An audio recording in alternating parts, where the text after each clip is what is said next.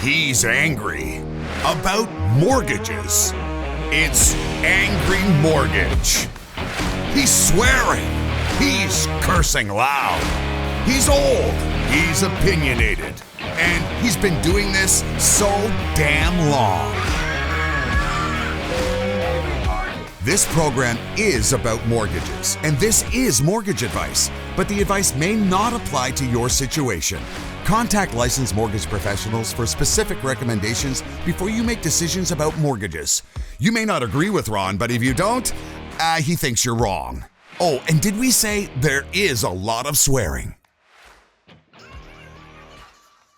Okay, folks, we got, talk about fucking timely. We got Dan Mcteague. He's the president of Affordable Energy. And, this is the original gas price guy. Like, this is the original. You mean, what, Dan, we'll get to the story eventually, but like, when you started telling people what the price of gas was going to be the next day, the next week, whatever, like, it was like, it's like people were hit by lightning. Like, how is that even possible? Is this a big conspiracy? What is it? Of course, it's not. But what a time to have the expert on gas prices. I mean, it couldn't be a better time. Yeah. It couldn't be a better time. But folks, it's looking like it's going to be a pretty shitty time for people who are just consumers in Canada. Like, I think that's coming. So, Dan, thank you for being here. We really appreciate you making the time. Oh, Ron, really great to be here, and thank you for the introduction. And I know my wife is watching, so I definitely have to be on my milk here today. Big fan of yours. Listen, by the way, people should know, you were a member of Parliament for almost 2 decades. Yeah, back 93 to 2011, and spent a lot of time learning about a lot of things, and might as well give some of that back. Look, I mean, I take the mickey out of politicians all the time on the show and all my other stuff that I do. But here's the thing: I think it's right. It's right, I believe, to call the leaders to account. I mean, I think that's just what you should do in a democracy. That's just what you should do. But what I want everybody to know is, because I've been up to Parliament multiple times, okay? Mostly parliamentarians are just hardworking people who don't have big jobs. They're not interviewed by the press every day, okay? They're not famous. They're not flying around the world with Carney. I mean, like I don't think there's any prime minister who's been out of the country as much as Mark Carney has been in the last 13 months. I mean, he's gone now again. He's leaving again. He's gone. Okay, like he's going to Denmark, and then the all important 13th trip to London. Yeah, because exactly. Mark Carney likes London. Okay? Apparently does. He likes London a lot. And then he's got, and by the way, I will never be critical of this. Then he's going to take some vacation time in Italy. But I never criticize anybody about vacation, okay? I was a little suspicious of Justin going to the Aga Khan's island, but I mean, that was a little off, okay? But I don't criticize people for taking vacations. No. Like, look, Carney's an old dude like me. He's a little younger than me. Yeah. I think he's 62, is he? Yeah, he's a little younger than me too, so not much. Yeah, so everybody's entitled to vacation, period. So I'm not going to bitch about that. But holy Christ, he is on the road a lot. I mean, a lot, okay? We'll see. A friend of mine gives me shit if I say that I think he's doing it to benefit himself. And my friend's entitled to his opinion, and he may be right. Yep. Like, you got to try to impact a little fairness on what you're thinking. But, hey, I got to believe that if you're Mark Carney, and you can spend 5 years running around the world creating deep relationships with world leaders, then it may pay off later on, okay? It just might, okay? I don't know. My buddy says, no, you're stupid. He's got money already. He doesn't need any more money. Yeah. Okay, fair. I mean, we'll see how it plays out. We'll just see how it plays out. Well, we'll see what the angle is. Perception's reality, and I've never seen anyone travel like that. And it's nice to say we need to make new relations with countries around the world, but sounds like you got to, after a year of doing this, you have to sort of show something for it. And that's a lot of travel and a lot of MOUs with very little to provide Canadians assurance that we're on the right track or that we've changed our ways. And we got to always be a little cautious. I'm 100% in agreement with you. We got to be a little cautious about how long, because it's been a year and you can't do that much in a year. But I'm going to suggest that if we fast forward a year from now, and not a whole hell of a lot has happened, we've really got to start asking questions. I mean, Well, there has to be some things. I mean, they're going to be energy superpower. We talk about the context of the times. United States, Australia, Asia, take your pick. Would already have a plan in place, and we're no further on that road. If in fact we do have a plan, I'd love to see it, because it's nice to talk about these things and say you've signed an agreement with somebody, but what does that really mean? And if it takes that much time to actually make a decision to do something, imagine how much time it's going to take to build in this country. Yeah, that's an endless topic. Well, let's think about what's going on absolutely today. So, gas has gone up 14 cents over the weekend. Gas is up 14 cents, yeah. And you educated me on this issue. Diesel's up, what, 25 cents almost? More than that. It's 45 cents since we started 45 cents since the war started. Since the war started overall. And diesel, of course, isn't like gasoline. It's used everywhere, and every industry needs it, uses it. And anyone who plans to do mining, forestry, agriculture, military, jets, trains, trucks. Yeah, it is great to talk to an expert, because I'll be damned if I knew that planes are flying on, jets are flying on kerosene. Yep. Like, I did not know that. Yeah. And you can smell it when you're taking off. It's some people say, what does that smell? It smells like diesel. It smells like furnace oil. It's kind of related to it. It's at the low end, of course, of the cut, but it's an extremely important and very strategically important, economically important fuel. It's the global workhorse. I've said this many times before. It's clear that without diesel, you don't have an economy. Because if you're just an ordinary person, you think, well, I don't drive a diesel car, so who gives a shit? I mean, like, it can't be that important. I mean, I only see like one pump is for diesel. I mean, all the other pumps are for gasoline. But as you say, it's like an industrial backbone. That's what it's all about. And if you're planning on making taking your vacation down to, don't go to Cuba, the lights are out. But if you're planning on taking a vacation to the non-war side of Mexico, that's the other side of Mexico, the Cancun side, although who the hell knows what's going to happen next. But you need that.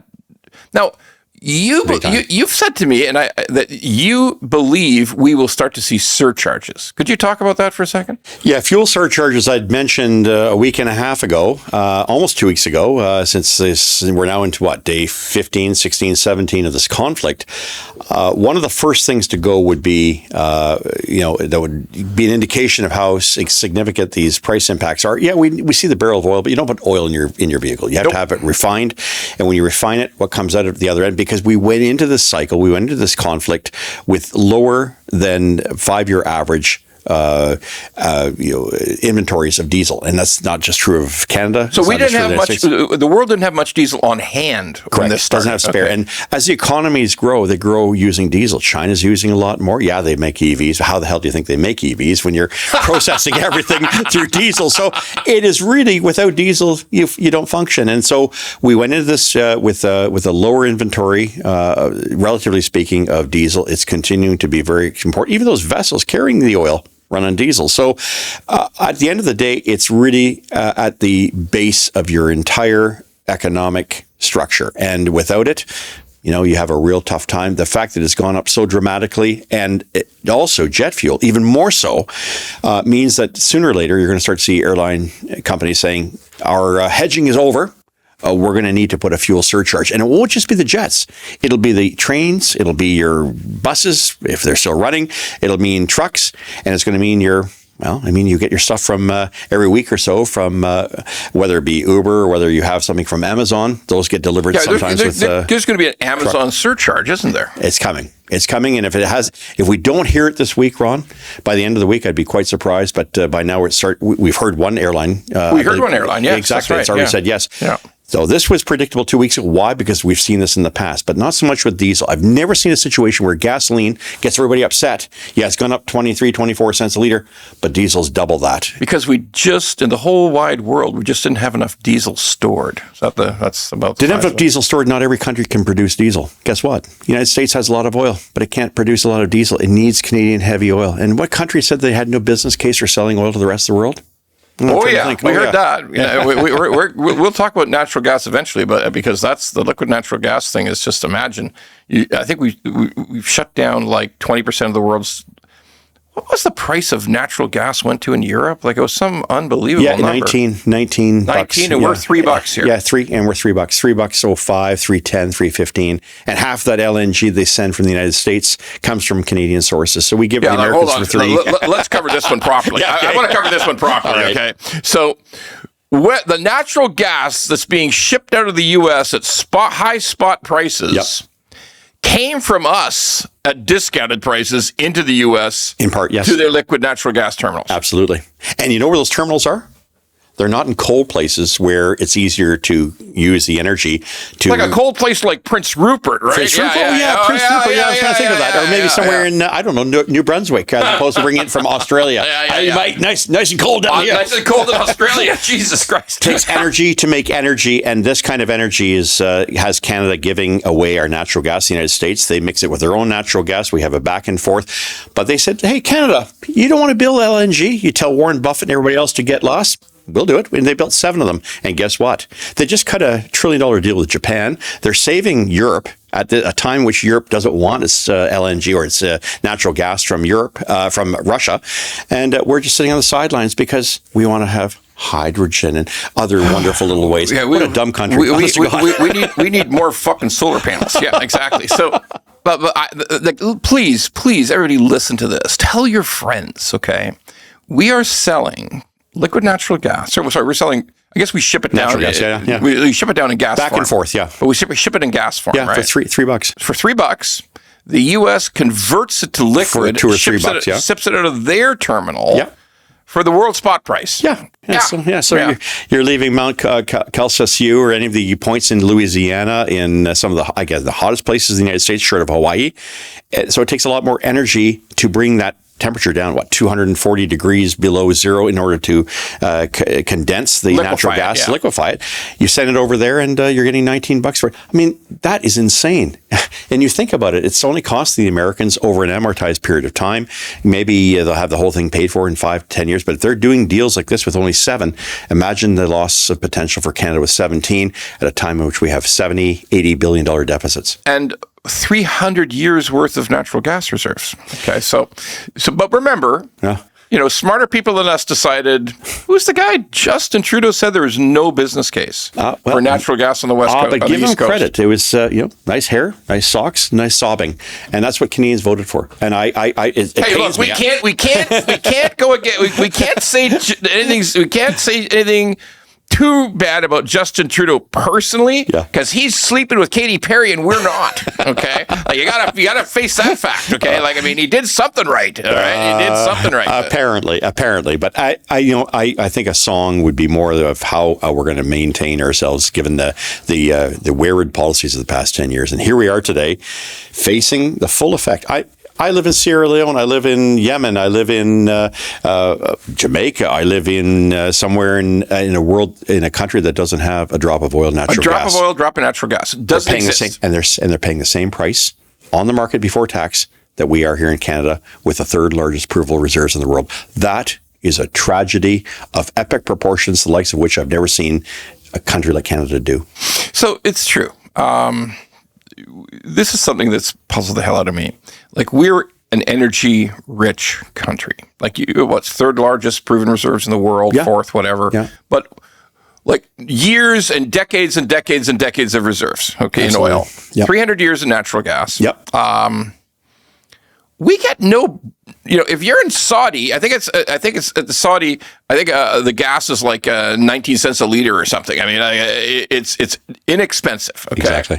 But in Canada, not only do we ensure that the production price is very high through all the crazy policies we have, which I'll get you to touch on later, but we tax the shit out of it.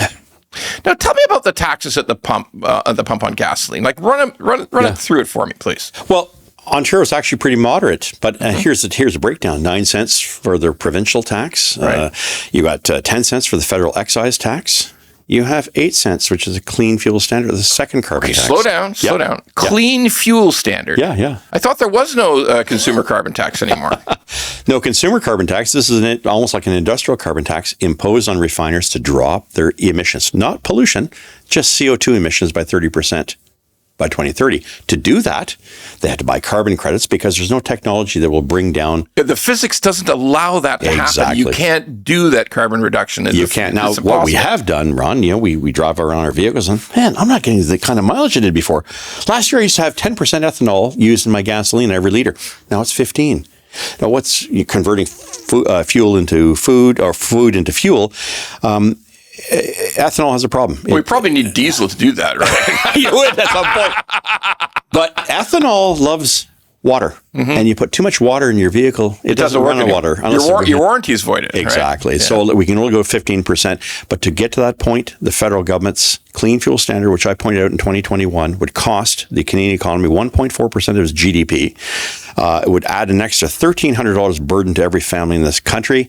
And at the same time, it would get us nowhere near dropping our so-called emissions. So what does it mean? It means you and I pay more, and we'll pay an extra 20 cents a liter by 2030. Okay, that's what I want to talk about. This is a guaranteed incremental thing. Absolutely. What's it called again? Clean fuel standard? Clean fuel standard. So, some people call it the clean fuel regulation. Okay, but don't call it a tax or people get pissed off. Absolutely not. You got to frame it right. Okay, so clean fuel standard, which is a fucking tax, okay, it's going to go to 20 cents. Yep. Jesus Christ. And if think about it yourself as an industry, you're buying the stuff, you're having to process things, you now have to pay a third carbon tax. Here's the third carbon tax. Jesus Christ. The output-based pricing system, it's actually the industrial carbon tax. That's quite separate from this tax. So you had 1, 2, 3 taxes. Yeah, industrial just keeps going. It does. Yeah. And ask any industry how much they're putting out every month. And that price has to be passed on to consumers, or they leave Canada and you start importing what you used to be able to get from a locally made. Oh, good God. I know, but no one wants to listen. Energy isn't important because you wish these things away. We're going to have windmills. We're all windmills, solar panels, and drive around on our glorified electric vehicles. Yeah. Yeah, that electric vehicle thing just died a dismal death, didn't it? Like, I mean, it's so you're involved in thinking about what kind of vehicles people drive for the mileage, obviously for using gas, hybrids, pure electric. Why did electric just flop? I mean, we just had an announcement last week. Honda said they've lost $16 billion on electric, okay?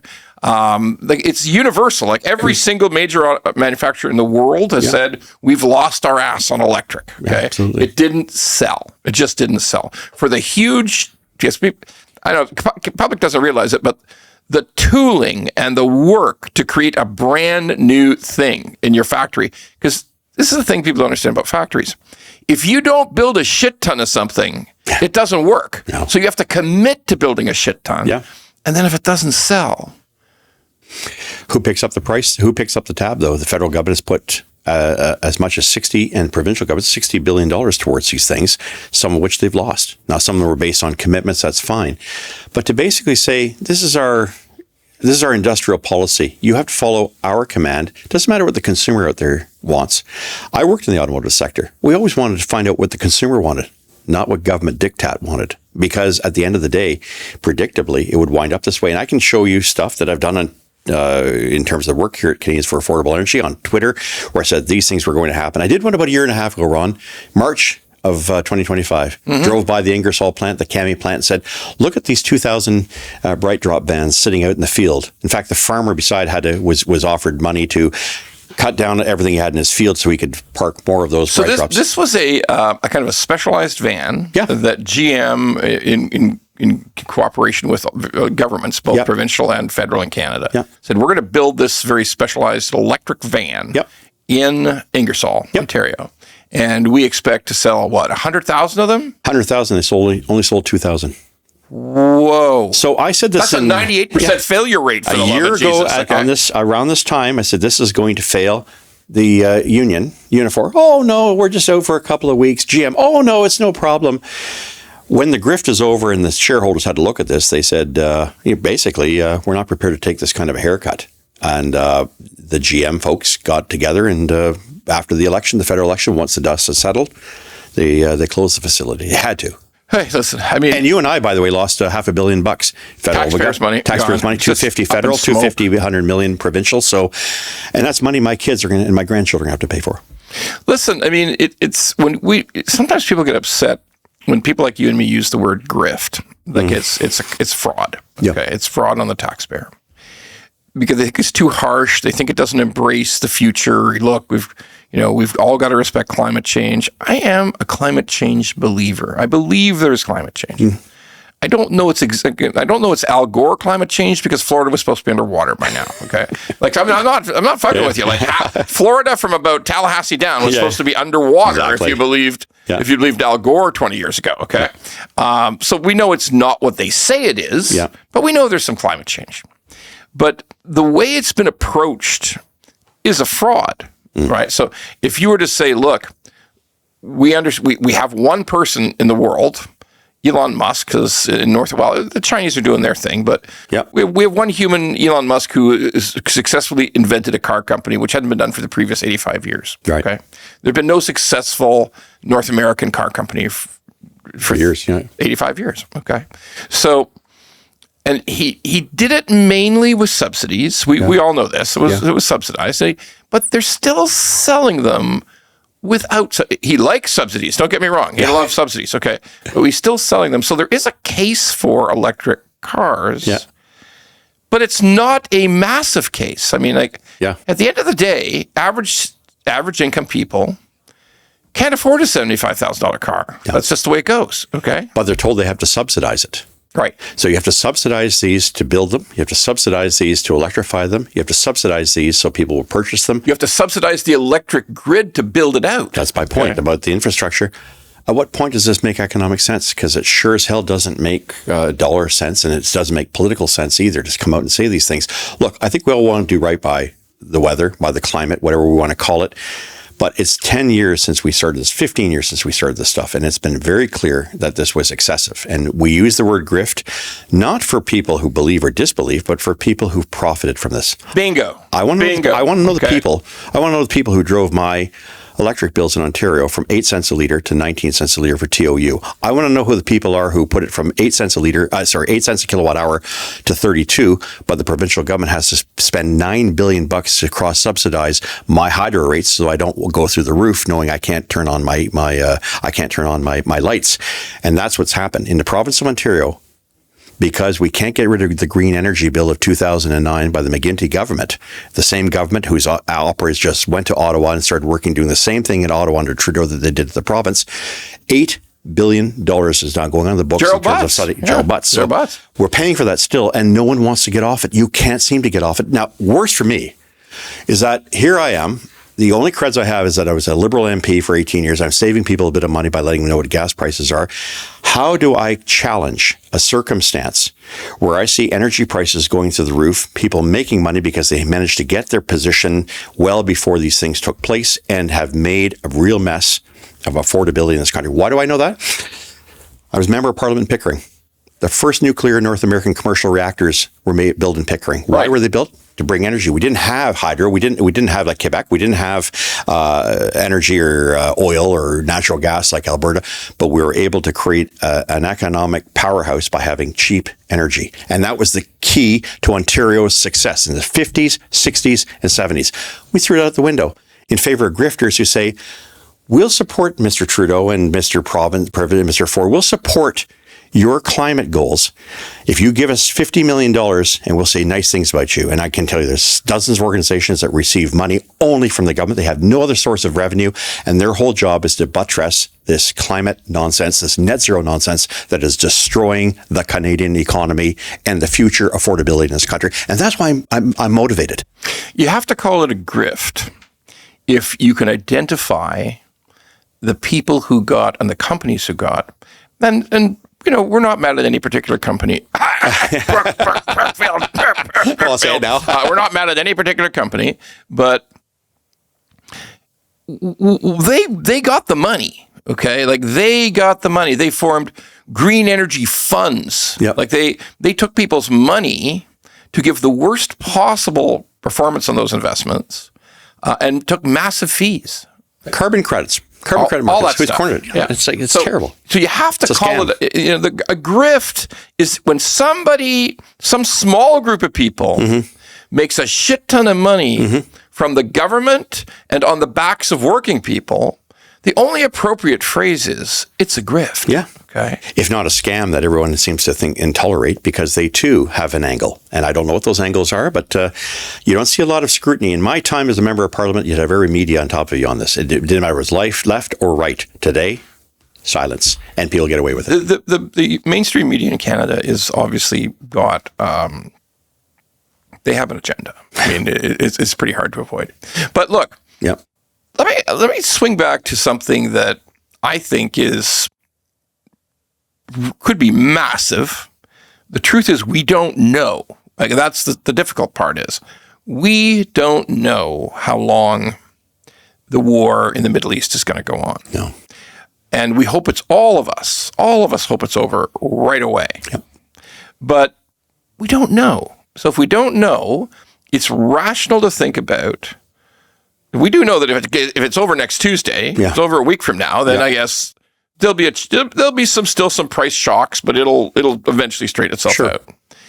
But Dan, what if the war is still going on full bore by the end of May? What happens to the price of oil? Well, that's quagmire. And that means that we are same place we were with respects to Iraq without the implications for energy. But we're talking about disruption, physical disruption of energy supplies, for which no country can stand and replace easily.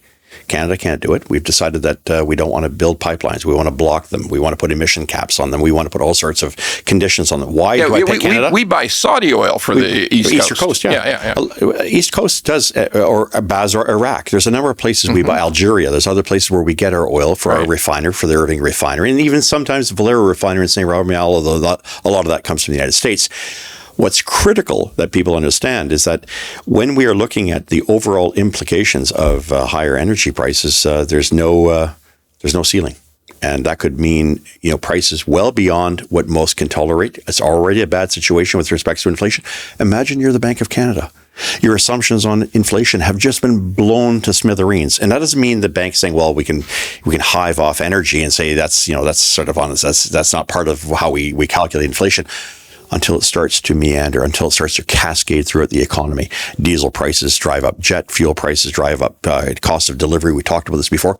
Sylvain Charlevoix will talk about food prices and the impact it's going to have. A bad situation is about to get worse. You need diesel for fertilizer, for seeding, and spring is coming. Nitrogen, yeah, exactly. All that stuff. Yeah. And food is impacted, period. Exactly. Okay. Well, by the way, you keep chickens warm with diesel, right? Or is it propane? Yeah. Well, either or. Propane, either one. EVs don't get built without diesel. Yeah, they don't. So I'm not sure where people will come by and sort of remain on the sidelines on this. A lot of people are upset that we picked affordable energy as a theme, but I knew in my heart of hearts, having done this for many, many years, that once you start messing around deliberately with very bad public policies based on net zero and climate objectives and ideology and narratives and religion, which is what it is. The religion of climate change. Yeah, of course. Yeah. Once you get down into that, you never thought for one moment to think about the implications it would have on the Canadian economy and on consumers at the end of the day. The person having to go to a food bank now because they can't afford food. The person doesn't have a job because the company had to lay them off for whatever thousands of reasons there may be out there.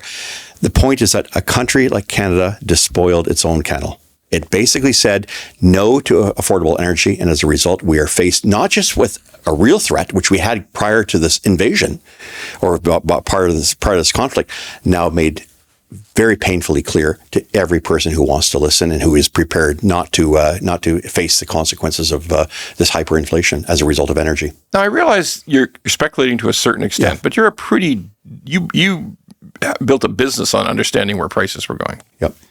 So what if the conflict in the Middle East looked in the 15th of May more or less identical to what it looks like today? That's not a long time. That's 2 months. Yep. Okay. If it looks exactly like it is today on May 15th, and I'm not even saying that we don't know, it maybe could be all fixed, but hopefully, if it looks the same on the 15th of May, what's the price of a barrel of oil? Iran gets its wish. $200 barrel oil, which they know. Whoa. Yeah, $200 a barrel of oil? Easily. By May 15th, we've run out of the reserves. We don't have the strategic petroleum reserves or much left in it. They made that big announcement they're going to release all that. Sure, and already markets have dismissed it and said it's not enough. And they know it's not going to last forever. So how long does your conflict go for? I have in my own experience working in the United States, working with other agencies, Gas Buddy being one of them. Every time gas prices went up, period 2016 to 2020, Donald Trump would be out tweeting how he's going to bring those prices down. He'd do the following and he'll act the following way in order. And they did. Predictably, they fell. This is an important issue for Donald Trump. He knows he can't keep this war going forever, but he may have entered a point where he can't return because Iran knows this, and Iran is banking on that $200 oil, or Israel and the United States stop bombing, the regime stays in place, and it becomes an exercise in futility with significant damage and casualties. It takes my breath away. $200 a barrel. $200 a barrel is I'll translate it right to the mortgage business. $200 a barrel oil is probably 4.89 fixed rate. I mean, it's like, because the traders in Canada bonds who establish the bond yields Yep. are absolutely the governor of mortgage rates, right. Fixed mortgage rates. Yep. And I think $200 a barrel oil, the Bank of Canada, at least at some point in the summer, if it continues, has to start thinking about raising rates. Okay, so that means variable rates go up, but fixed rates at $200 a barrel, they might be 5.29. Yeah. Okay, which is untenable, really, for people who are, for a sort of a damaged economy that we're functioning in Canada right now. Now, let's face it. So before we get 3,000 comments on this, let's hope we don't. On this podcast that say, "You're crazy. This war's going to be over in 2 weeks. You're stupid. $200, never, blah blah blah." Okay, yes, we accept that. We accept that it could be over because Donald Trump, if he has to live with $200 barrel oil by the end of May, he's gone. Yeah, he gets wiped out in the midterms. Exactly. Like the House, the Senate. Yep. Like his own Republican Party would start to turn against him. His own base would start to turn against him. So there is we're not pretending there is zero chance of some kind of full stop backing off of this conflict from the United States and Israel, because they can't live with $200 barrel of oil either. So, well, China's out. China has only a couple of weeks reserved. There's a number of other countries, especially in Asia, South Asia. Pakistan has 8 days or something. So we're down to 4 days. I mean, there isn't a lot that can be said. North America should be okay. We have oil on both sides, but we can't get it anywhere else. Americans can if we send it down through the Gulf Coast. But we don't have the ability to ramp up because we have no takeaway capacity. And that is a function of the net zero green policies that said leave it in the ground. And there are people who still hold to that because they thought there were little consequence. They thought they'd not think forward as to these kind of circumstances. I spent enough time in foreign affairs representing this country abroad, knowing how important our energy was. And when you got people like Olaf Scholz, the former chancellor of Germany, coming over to ask us for oil and gas, not for hydrogen, you have to wonder what was in our minds to say, oh, get lost, take a hike, you and 12 other of our best economic trading partners in the OECD. We must have been insane. Egypt started an LNG plant the next day. They started building the plant the next day. Okay, we there may be no business case in Canada, but there's a real business case in Egypt. Okay, we're going to build this son of a bitch. The rest of the countries around us say, what's wrong with this nation? By the way, Ron, we want to build this MOU. We want to build this one pipeline. Premier of Alberta and Carney have sat down and did an MOU. Do you know the difference between the price between Western Canadian Select, our brand of oil, and US WTI in US dollars is about 12. If you do what Carney and what Danielle Smith apparently has agreed to and have a pipeline built, you realize the cost of bringing the carbon consideration from $95 to $130 a barrel. That is the carbon charge, the carbon amount that we would have on there per ton, would increase that barrel of oil by about $10 or $11 a barrel. So now you're up to WTI's level, and then you have to put it in sequestration. In other words, carbon capture and underground storage, which the public's going to pay for, several billions of dollars. It means that from the get-go, there's no money to be made in selling Canadian oil because we've overpriced it. We're the only country in the world that wants to decarbonize its oil. Only country that's stupid enough to want to do that. Not even Norway would do that. Not even Norway. No, but look, Norway, it was so different than Canada. Norway just said, look, we're going to save all the fucking money. Yeah, $2.5 trillion bucks. Yeah, we're going to save all the money that comes out of oil, and we're only going to release bits and pieces of it, okay? But guess what, folks, Canadians, listen carefully. Norway is still pumping, okay? I mean, they will eventually run out, okay? Yeah. The North Sea fields will eventually run out. But they might say that we're really green. We have the most electric vehicles per capita in the world in Norway. You're still pumping oil, bitches, okay? Like, you're still doing it. Like, what game is this? I mean, come on. Yeah, you were smarter than us. You put a much smaller population. Yeah. It's a 5 million population. I know. I know. And you think about Alberta's concern here. That's we're paying all this stuff out. We're giving the federal government net maybe 10, 15 billion bucks a year. They're giving it to provinces that turn around and say, "Hey, you can't build a pipeline. We don't want you to build another pipeline." We're saying it's all about the climate. There is something really, really wrong with the way in which the philosophy which has governed this country in the past decade or so. We need to get back to reality. And I think, if anything, it's energy crisis, which is what it is, and it's about to become much more than just a simple storm, more like a tsunami or a hurricane.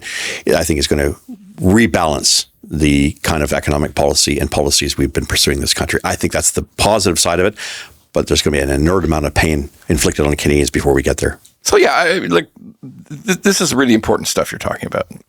Even if you built a pipeline, there are so many policy restrictions based on carbon that come into the shipment of that oil, getting that oil to Tidewater, and what the federal government insists has to happen to allow that. Yeah. That you've added so much to the price, it's barely competitive anyway. You made a great point. I think we were talking about it at some point earlier. Yeah. Canada at one time was sort of viewed as a petrostate, and their currency was viewed the way as a petrostate currency. That if the price of oil was going through the roof, the currency went up. Petrodollar, yeah. I don't think our currency has budged any. Like, it's the same. Nothing's happened. Excellent point. It has 136 pennies on the Friday before the invasion or the strike. I checked earlier today, 136 pennies. Nothing's moved. In the past, the Canadian dollar has always been the shield. As energy prices went through the roof, the value of the Canadian dollar went with it. In fact, so much so in 2012, 2013, when we had the concern over Libya and the falling of the Gaddafi regime, we saw oil peak at $110, $115 a barrel. The Canadian dollar managed to be at par with the U.S. greenback. What does that mean? Well, it means that we get to buy food from other countries at a par price. Yeah. Okay, and that's good for us. Exactly. But that ain't happening. No, and I got to tell people who think nothing of this, your diesel, your gasoline, your jet fuel is 25 cents a litre more expensive because you've decided that Canada shouldn't be selling oil to a world that desperately wants not just oil and gas, but Canadian oil and gas. And they lined up to come to beg us for it. And we told them in so many words, get lost. Yeah, I think it's really, look, one of my favorite things that I've learned in the last 5 years is that energy is life. There is no civilization as we know it without energy. Exactly. Now, you can say that we need to transition. Okay. But only a religious zealot would say we must transition at any price. Mm-hmm. We must do things that are against our national interest to service our religion of carbon-free greenness. Yeah. Okay. And that doesn't make any fucking sense. Okay. And there could be the trouble is that religion, when I called a religious kind of experience, the belief in carbon reduction, the belief in fighting climate change, why it's so much like a religion is it's based on faith. Mm-hmm. Whenever you ask certain key questions, the true believer always has to say, well, that's faith. Yeah. We just believe this to be true. Well, unfortunately, this religion intrudes on the economy of the nation. Yep. And if things are going really to fuck wrong, That's it. maybe you got to sit back your religion a little bit. Yeah. Okay. Lots of people endorse the prime minister as somebody. Well, look, he's done all these things. He's killed the consumer carbon tax. He's signed that MOU. He's done all this stuff, and he's a different kind of government. Well, if the pipeline never gets built because the cost structures of all the other green energy issues prevent it from being every approach to profitable, to make it make sense, to make a business case, or the only business case is at $150 a barrel, then that's not right either, Well, I worry about that kind of faith, but I also worry that it's more motivated on fear and alarmism and catastrophism, which is what this was sold as for the past 10, 15 years, none of which has turned out to be true. It's good to be mindful of implications, but when they get it woefully wrong, or when they grift to give you that perspective, and then they make it ubiquitous, it's taught in our schools, it's repeated by our media, and the common discourse is based on let's get alarmed about the bad things that we're doing. Imagine 0.04%. I'm not getting into the science of it all, but I've spoken to a number of people who are as close to as possible as atmospheric experts and do not believe this stuff, and who do not believe that we should be erecting and destroying our economy and our future based on a supposition. I think for someone who's been around the science group a bit in the past, prove me the law of climate. That's the acid test. Not hyperbole, not causing me to fear as if something's going to happen. And I know they hate when I say it. I said, let's avoid the climate bedwetting, because the effect will be to remove the very things that we need to function as humans and as a society. And I think we're at that point. Unfortunately, there's overcorrection, and the overcorrection is coming in the form of an energy crisis that is at hand right now, and we're not prepared for it because we overdid it. Yeah, and look. Things that you and I understand are real. That information is sometimes suppressed. Mm-hmm. People point to China as this miraculous green energy behemoth. Like everything they do is green. They have the best technology in wind. They have the best technology. They're devoting so much to solar. It's a long list of things. China is also building more coal-fired electrical plants faster than anyone else on the planet. They are the biggest emitters on the planet with no end in sight. No matter set aside all this green bullshit from China, which is designed to sell green shit to the rest of the world. They are still the fastest growing emitter in the world. Yeah. Who's buying into this bullshit? Well, the folks having EVs made from there and imported soon into Canada, those are all made by coal-fired plants. Its entire electrical grid, coal. Yes, they have a bit of nuclear. Yes, they have a bit of wind and solar. But everything we have here, whether it's our solar panels, our windmills, anything to do with our modern technology that is so-called green, is made with the most dirtiest forms of energy. And by the way, talk to anybody in the mining industry. The most polluting form of industry, of enterprise that we have is mining. It doesn't matter where it is. There are things we talk about, the big ring of fire and rare earths. Baloney.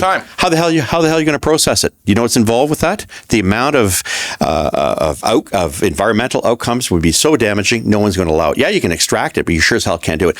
There's nothing rare about rare earth. What's rare about it is the purification. Is the ability for people to do it without consequence. Go to Beijing. I've been there. Go to Shanghai. Come back.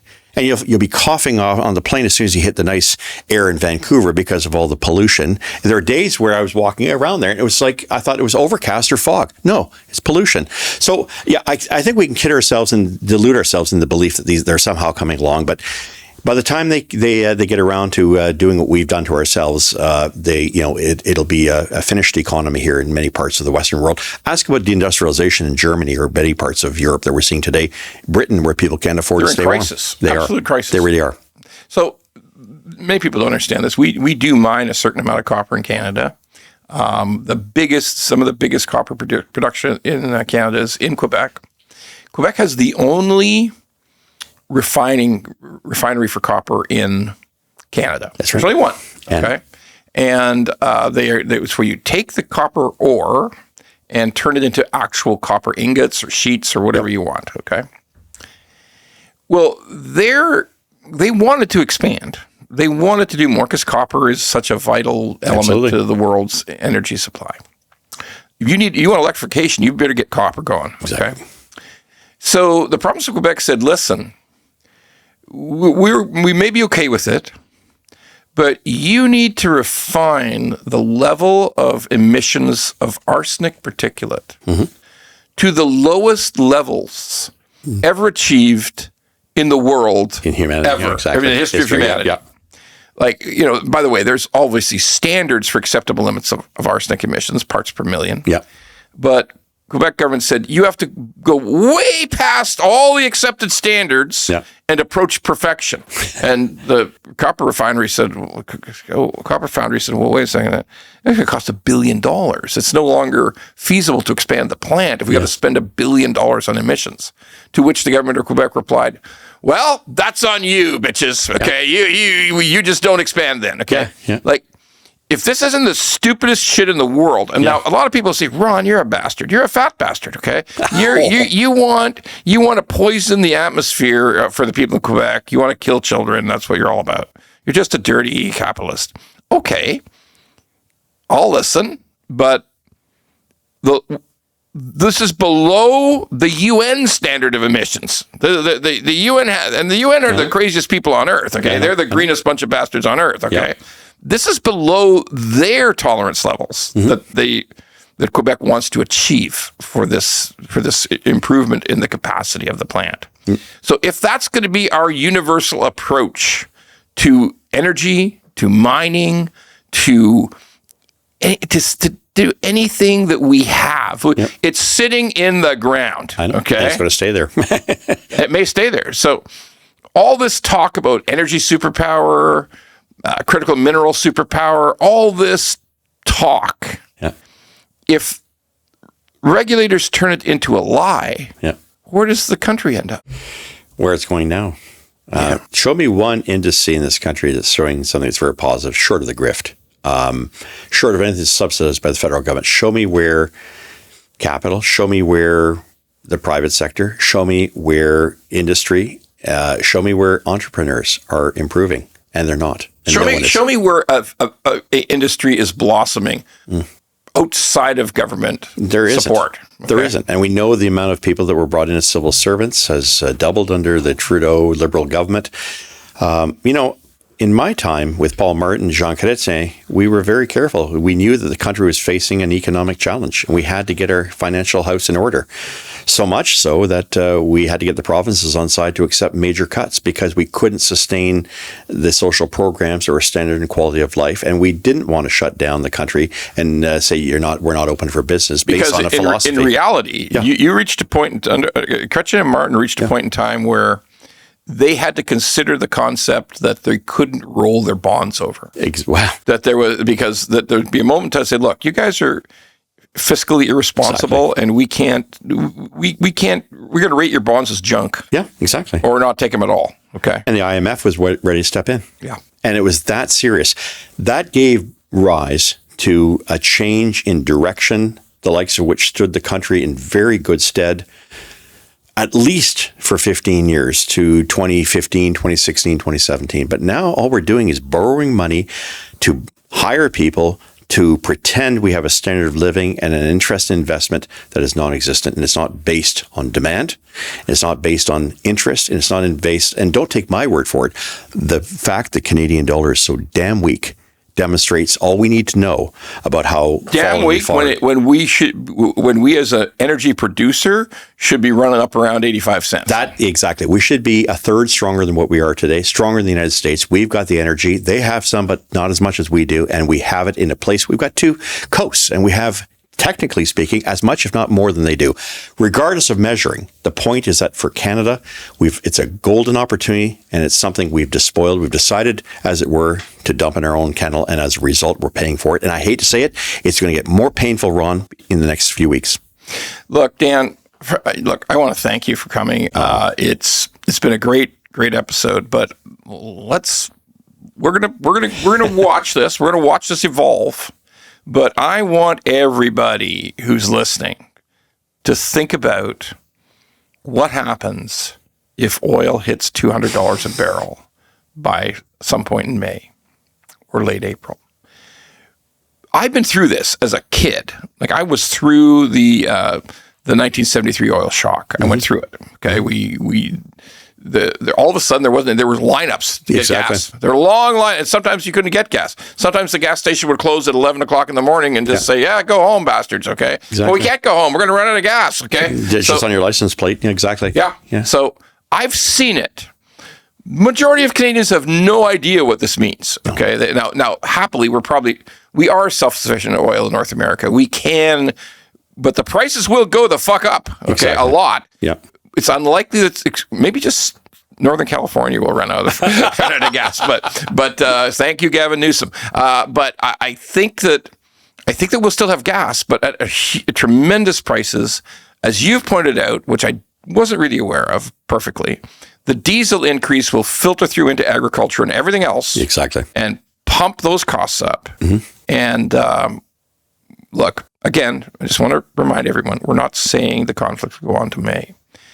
But if the conflict goes to May, we're going to see some things we haven't seen before. Exactly. That's what Iran wants. That's what Iran's holding in for. And if they can do as much collateral damage to everyone else economically, it's a little bit like the old quagmire in Vietnam. And it will cause a response in the rest of the world, the likes of which is going to see a lot of pain before things get better. Dan, thank you. It's been a great episode. Thank you very much, sir. Great to be here. Thanks for having me, Ron. Appreciate it. If you like the pod, well, don't just sit there. Go to YouTube, Apple, Spotify, and all the other ones and like the pod. And don't forget to subscribe so we can keep being angry at mortgages and swearing about mortgages. Angry Mortgage could use your support.